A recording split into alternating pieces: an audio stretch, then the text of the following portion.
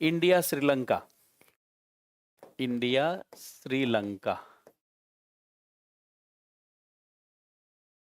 Sri Lanka relation, Bharat Sri Lanka संबंध, भारत श्रीलंका संबंध, ये मान लीजिए टॉपिक है। अब देखिए श्रीलंका, पहले इसके लिए एक बार फिगर बना लें। जैसे देखिए ये है,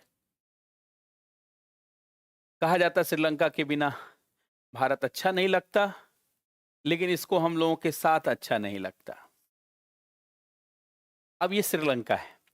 अब देखिए ये श्रीलंका और ये भारत है, भारत से बहुत बेहद निकट है।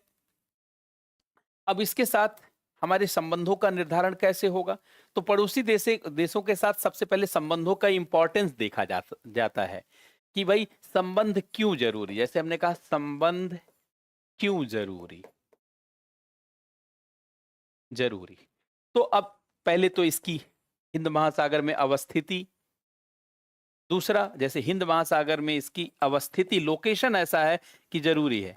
हिंद महासागर में अवस्थिति, लोकेशन, इसकी लोकेशन बड़ी यूनिक है क्योंकि लगभग 40% ऊर्जा मार्ग, अभी बनाते हैं फिगर, जो पश्चिमी एशिया से पेट्रोलियम का व्यापार होता है, लगभग 40% व्यापार जो होता है उसमें श्रीलंका, जानते हैं श्रीलंका के बंदरगाह सहयोग करते हैं, और लगभग 25 से 30%, और अब तो 35% तक माना जाता है जब से चाइना का प्रभाव हुआ, लगभग 30 से 35% जानते हैं ट्रेड भी यहीं से गवर्न होता है। और साथ ही दक्षिणी चीन सागर की अवस्थिति जानते हैं यहां से होकर के प्राप्त हो सकती है। तो हिंद महासागर में अवस्थिति या विशेष अवस्थिति, एक तो ये पॉइंट है। दूसरा लुक ईस्ट पॉलिसी, जो अब एक्ट ईस्ट पॉलिसी बन चुका है, एक्ट ईस्ट पॉलिसी की सफलता के लिए, पॉलिसी की सफलता, भारत की जो है विदेशी नीति में ये बड़ी महत्वपूर्ण पॉलिसी है कि सफलता के लिए। और तीसरा तमिल मुद्दा, तीसरा तमिल मुद्दा, तमिल इश्यू है। भारत के तमिलनाडु वाले भूभाग से जुड़े हुए बहुत सारे लोग यहाँ रहते हैं जाफना प्रायद्वीप में, लेकिन उनके साथ जानते हैं अनुकूल व्यवहार नहीं है श्रीलंका में।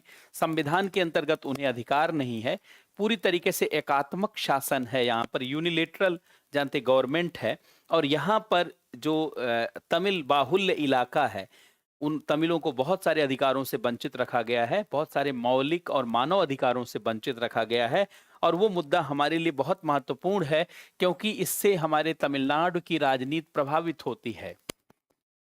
तो अगर आप तमिलनाडु में शांति, एकता और अखंडता चाहते हैं तो आपको निश्चित रूप से श्रीलंका के साथ संबंधों को अनुकूल बना करके रखना होगा। तो हिंद महासागर में इसकी एक अवस्थिति, दूसरा एक्ट ईस्ट पॉलिसी की सफलता, तीसरा तमिल मुद्दा। जैसे थोड़ा थोड़ा मैं डिस्कशन कर देता हूं ताकि आप आसानी से समझ सकें कि संबंधों को डील कैसे किया जाता है। इसी तरीके से म्यांमार के साथ भाई क्या उसकी विशेष, इसी तरीके से मालदीव के साथ, इसी तरीके से भूटान के साथ, नेपाल के साथ, हमें उन बिंदुओं को पहचानना होता है कि संबंध क्यों जरूरी। तो भारत का हित ध्यान में रखा जाता है। जैसे भारत का एक हित है कि हिंद महासागर में हम दूसरे देशों की पहुंच नहीं चाहते, या हम नहीं चाहते कि हिंद महासागर पर कोई कब्जा करे, लेकिन आप नहीं चाहते, आपका पड़ोसी कब्जा करवा सकता है, इसलिए पड़ोसी के साथ संबंध बेहतर रखिए ताकि वो दूसरे को ना आने दे, या इतना मधुर संबंध रखिए कि दूसरे को मना कर दे। अच्छा, दूसरा, भारत एक्ट ईस्ट पॉलिसी के अंतर्गत आसियान के देशों से, ईस्ट एशिया के देशों के साथ संबंधों को बेहतर करना चाहता है, उसकी सफलता के लिए भी ये जरूरी है। और तीसरा, तमिलों का जो मुद्दा, उसको एड्रेस करने के लिए, उसको सॉल्व करने के लिए श्रीलंका की जरूरत है। बिना श्रीलंका के जानते इन सब मुद्दों को सॉल्व नहीं किया जा सकता। जैसे मान लीजिए मैंने पहला मुद्दा लिया कि हिंद महासागर में, हिंद महासागर में, महासागर में श्रीलंका की विशेष अवस्थिति, जरा इस चीज को समझेंगे। लोकेशन, विशेष अवस्थिति मींस लोकेशन, इसका स्पेशल लोकेशन है। कैसे लोकेशन है जरा ध्यान से सुनेंगे। जैसे ये देखिए अफ्रीका, छोटा सा अफ्रीका बना देते हैं खाली समझाने के लिए। जैसे देखिए ये अफ्रीका है और ये पश्चिमी एशिया के देश हैं और ये देखिए भारत है और ये देखिए आप यहाँ पर ये श्रीलंका हो गया। मुझे लगता है कि आपको समझ आ रहा होगा। ऐसे हो गया। अब देखिए यहाँ पर आप सभी लोग जानते हैं कि ये जो एनर्जी का क्षेत्र है, ये पश्चिमी एशिया, ये पेट्रोलियम यहाँ ज्यादा है और उत्तरी अफ्रीका यहाँ पेट्रोलियम ज्यादा, अर्थात ये पेट्रोलियम के क्षेत्र है, ये पेट्रो प्रोन एरिया है। अब पेट्रोलियम की सबसे ज्यादा जरूरत किसको है?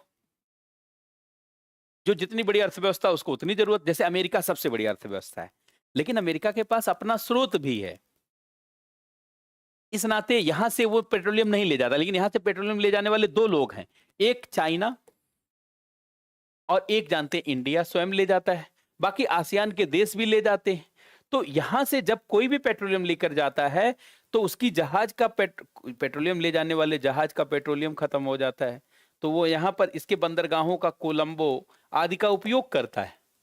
मतलब लगभग 40% एनर्जी रूट यहां से गुजरता है, श्रीलंका से होकर के एनर्जी रूट यहां से गुजरता है। और इसके अलावा चूंकि यहां पर चाइना है, यहां पर भारत है, यहां पर आसियान है और पश्चिमी एशिया के देश हैं, तो लगभग 30 से 35% व्यापार ट्रेड भी यहां से गुजरता है, जिसने जहाजों को यहां रुकना पड़ता है। जहाजों के इंजन तो बहुत क्षमतावान होते हैं ना, उनका माइलेज बहुत कम होता है।